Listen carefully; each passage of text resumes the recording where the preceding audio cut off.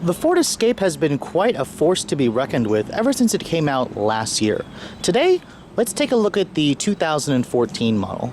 I know, again, it's that time of the year where manufacturers are quietly rolling out the next model year of each and every one of their vehicles. Now, for 2014, Ford actually did give the Escape a couple of changes here and there, so let's go over them. To start, there's now 3 trim levels available: Base S, SE, and Titanium. The SEL is no more, and to compensate for that, Ford has actually dropped the price of the Titanium by about $1,200. Don't get too excited though, because for that $1,200 reduction, you lose a couple of things on the Titanium that made it a Titanium. For one, those 19-inch wheels are optional now. You get the SEL's standard 18-inch wheels as the standard rim choice. The LED daytime running lights, those are optional now as well. They're part of a 401A Titanium technology package upgrade. It's about $1,300 to add that on. Also, another thing that you probably wouldn't notice is the 2-liter engine is no longer standard. The 2-liter EcoBoost, that's now an uprated engine, about $1,100 to upgrade. Overall, once you add all that back in, the Titanium pretty much looks the same. The standard SE model still is not available with leather, so if you want to Escape with leather, you got to go with the Titanium, which, by the way, the partial leather seats from last year's model is gone. Every Titanium now comes standard with the full leather interior. The SE has a new available 201A upgrade package called the Convenience Package that rolls in the backup sensors and the My Ford Touch with the sync. In terms of the styling, the Titanium or the Escape is pretty much the same. One thing that Ford did do is they quietly changed the exhaust tips on every one of the models. It's kind of just a different stainless steel finish as opposed to the chrome finish. There's also a new chrome lip above the license plate. It's kind of a nice little detail. It actually breaks up the black. I actually like it a lot. In terms of just equipment, Ford has also made a backup camera and sync Bluetooth controls standard on every Escape, even the base model. That was one of the selling features of the CR-V. Its main competitor is that it had more standard equipment. Now Ford has pretty much matched it, so in the lower end they've brought back a good amount of value to the Escape. Now, being that this is the Titanium trim, you get smart access to standard equipment, so keep this rather large key fob on you, and you can pretty much just lock the door by pushing on this little pad right there. That locks the doors, or you can unlock it by just touching here, and it unlocks the doors for you. Now, looking at the interior, not much has changed. Again, as I said before, the Titanium now comes standard with the full leather seats. Before, you kind of had a partial cloth, partial leather. It was kind of weird because the SEL had full leather and you had to pay $900 to upgrade to the full leather for the Titanium. Not anymore. Because it's a compact crossover SUV, you have a really nice step-in height, as usual. That's one of the reasons why people buy these things. You can see the interior hasn't really changed. You still have push to start standard on this trim, so basically put your foot on the brake, push the button to start the engine. And then, of course, my tester has the 2-liter engine now. That's an optional engine for $1,100. When you close the door, you have automatic up-down for all 4 of the windows. That's included on this top trim. You can see here the design aesthetics of the vehicle for the interior is kind of mimics the Focus. It hasn't really changed. It didn't really need to change. You still have the same soft touch materials on the dashboard. I like the piano black plastic trim, although it does show fingerprints quite easily, which can get annoying for those OCD people who like to keep their interior clean, myself included. The door panels, they're soft touch on the upper portions here. You have a silver painted door handle. You have memory seats with 3 drivers. You have leather stitching right here where your elbows are going to rest. It's a pretty nicely designed interior in terms of the aesthetics. You get the My Ford Touch as standard equipment. And then, of course, when you add that Titanium appearance or the Titanium technology package, you get the Parking Tech package, which was optional before last year. That's included, and that basically gives you not just the backup camera. That's actually standard equipment. You get the little active park assist, which is the self-parallel parking feature, and then the beeping backup sensors. So it's nice that they finally included a backup camera and all that other stuff, standard equipment on this top trim. The only thing that this one really is missing is the panoramic roof option for about $1,300. This particular one that I'm showing you guys is stickered at about $35,390. Now, the steering wheel is basically the same nice unit off of the Focus, nice 4-spoke design, really nice leather stitching, and then a nice bolstering extension. It feels really good in your hands. The steering wheel itself is very light. This is Ford's electric power steering assist.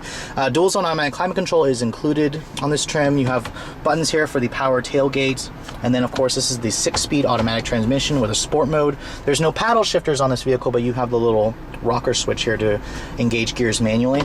You got 5 level heated seats, cup holders, a nice little normal handbrake here, and then you have center console here with some storage. It's relatively small. You have your sync your sync controls, or your USB, your aux port video controls, they're all in there.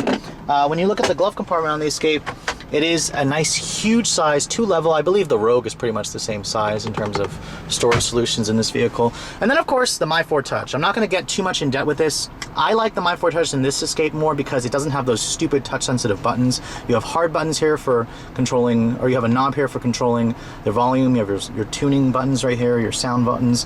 And then in terms of how the My4 Touch works, it hasn't really changed much. And it works decently well. This newer system really, Ford really fixed a lot of the bugs from the older My4 Touch. So those of you who have like a 2013 Escape, one of the early ones, you may want to update the My4 Touch system if you haven't done so already. In terms of the responsiveness, I think that it's much improved. Although I've used Cadillac's or Chevy's MyLink or Cadillac's Q, it's kind of slow. Honestly, I think Dodge's Uconnect is actually the best in terms of touch responsiveness, but I won't go too much in depth with it. Ford keeps steadily improving My4 Touch here and there throughout the years. Now, the back seat of the Escape is still pretty much the same from last year. The cushion itself may not look all that comfortable or large, but surprisingly, when you get into the vehicle, it's a surprisingly comfortable ride back here. You have really nice legroom. I believe the CR-V gives you a little bit more space. One thing though is the Escape gives you rear vents. The CR-V does not give you that. You get dual map pockets. When you shut the door panel materials are hard plastic, unfortunately, on the top, but it is leather stitch right here. Then you have an automatic up-down window for the backseat passengers, something that the CR-V does not give you. You get a nice armrest here with some cup holders, although it kind of protrudes on the softly padded areas where your elbows are going to rest. Overall, the backseat of the Escape is quite practical, and it's a good size. Now, my Escape does have the power tailgate with the foot, but it does not have the foot activated feature. The reason being is that it's got that tow hitch there. This is the towing package. When you get that tow hitch, you lose the little kicking power tailgate. Unfortunately, you have to take your pick between towing something or the power tailgate, which I don't really know if people will notice that. It is kind of stupid how they couldn't include that. When you get to the cargo area, the Escape is really practical. Overall, you're going to find roughly the same amount of space as you'd find in a CR-V or a RAV4. You can fold down the seats from the passenger side or from the rear doors, and you'll get about, I want to say, 70 cubic feet when you fold the seats down. Overall, this is exactly the reason why people buy a compact crossover like this.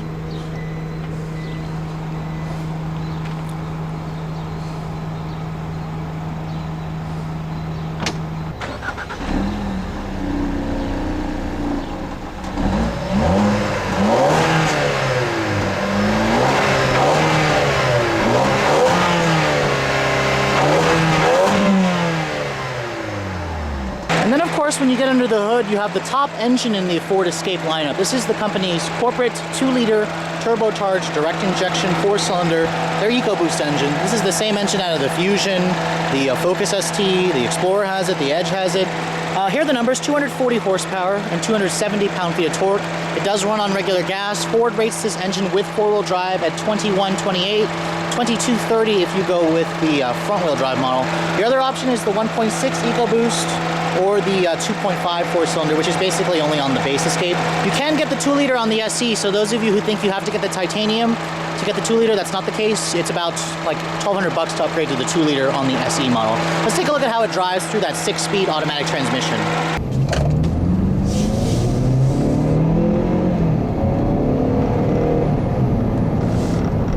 Now, for those of you who don't realize this, the Ford Escape has actually just surpassed the CR-V in terms of bragging rights for bestseller status just last month.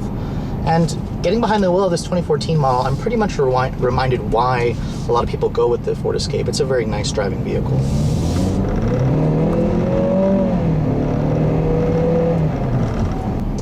The 2-liter turbocharged 4-cylinder is quite a nice and impressive engine for this size of vehicle.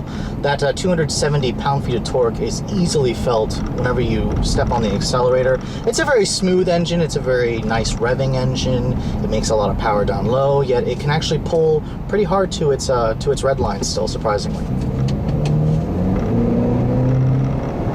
The 6-speed automatic is also a really good partner for this engine. It's got really nice spacing between the gear ratios. It's got an eagerness to shift out of its top gear, even though it is tuned for gas mileage. I wish it had like paddle shifters or a little slap shift mode here as opposed to these useless rocker panel switches that it's not really intuitive for sporty driving. Now, the handling of the Escape is also a strong suit. This is one of the sportier driving crossovers in the class. The CR-V is pretty sporty. The CX-5 may be a little bit more sporty and nimble just because it's a lighter vehicle, but Ford has really nailed it for the ride and handling balance of this car. It's got a very compliant, comfortable ride, yet when you get around the corners, the steering has really excellent feedback. The vehicle doesn't feel as tippy as I thought it would, and it just inspires a lot of confidence. This is one fun driving SUV. It looks sporty and it also drives sporty. That's one of the key features why I particularly like the way the new Escape drives.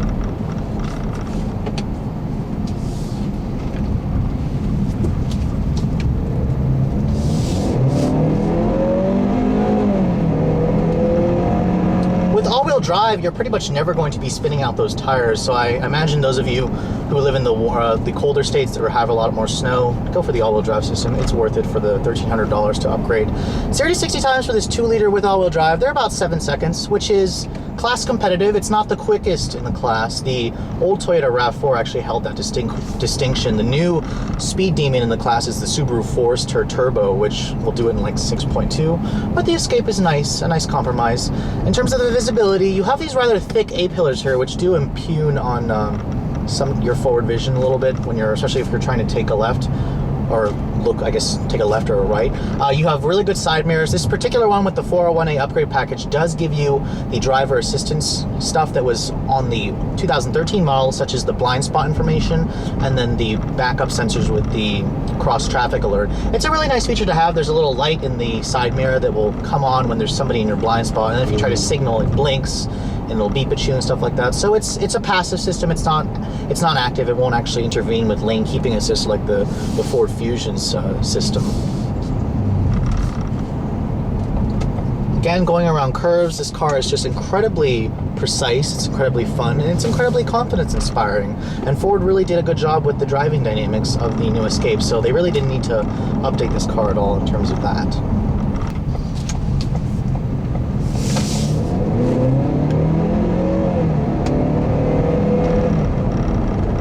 So that brings me down to my final recommendations. If you're in the market for a brand new compact crossover like this, should you put an Escape on your list? Absolutely. Just keep in mind that there are a lot of other crossovers on the market to choose from. There's the new Subaru Forester. Toyota's just updated their RAV4. There's the Play It Safe Honda CR-V. There's the old Nissan Rogue, which I would probably just avoid. There's the Chevrolet Equinox, the Hyundai Twins. I mean, there's so many choices out there, but I personally think that Ford's Escape belongs at the top of your list. I like the way it drives. I like the tech features in it. I like the styling. It's a very premium crossover, and it definitely has the premium price tag to go with it. At $35,400 for this thing, it's pretty expensive. I mean, it's approaching luxury SUV territory, and I'm missing the roof option. That'll push it to $37,000. And at that price, you could actually buy like an Acura RDX for 40 grand. It has everything. Although the Acura still doesn't have some of the tech features like the park assist, the blind spot information that's on this Escape. But anyways, if you guys are in the market for a compact SUV like this, make sure you look at the Ford Escape, add one to your list. And for those of you on a stricter budget, the base or SE models may satisfy you. Thanks so much for watching, guys. I'll catch you all later. So for those of you who've ever wondered how the active park assist works, let me show you really quick. Basically, you're just going to drive down the street like you're looking for a spot. You're going to push this little button over here that says Auto Park On. And then, of course, the nav system screen will sit there and look for a spot, and it'll tell you when it finds a spot. It's pretty accurate in looking for a spot for you. It'll say searching for a parking spot on the right-hand side, and then when it finds one, it'll beep at you. Parking spot found, and it'll ask you to pull forward slowly. And then it'll tell you to stop once you've pulled forward enough. There we go. So now all you do is put it into reverse, take your hands off the wheel, and then just put it in reverse. The car will back in and control the steering. All you have to do is work the brakes. It's a pretty cool system. On the nav screen, it'll show you exactly what you're backing into, and it's incredibly accurate at not hitting the cars around you or the curb. And again, I'm not touching the steering wheel. As you can see, it's like a ghost is controlling it. And then of course, sometimes, unfortunately, it will hit the curb. When that happens, the car's got sensors front and rear, so basically just put it into drive, the car will steer itself forward again. It'll beep at you when you're getting close to the car in front. Put it in reverse again. It'll turn the wheel to back in, and it may hit the curb again, but if it does, just put it back into drive. The car will steer itself that way, Come on, I could have actually parked much faster than this system, to be honest. And then now it says active park finished, which I'm a little bit crooked. So honestly, the system depends on how you've actually placed the car when you're backing up. I probably actually could have done this a lot faster, to be honest. And proof that I will show you that I can park much faster than this system, the same spot I'm going to park in it with just the camera instead of the little back active park system.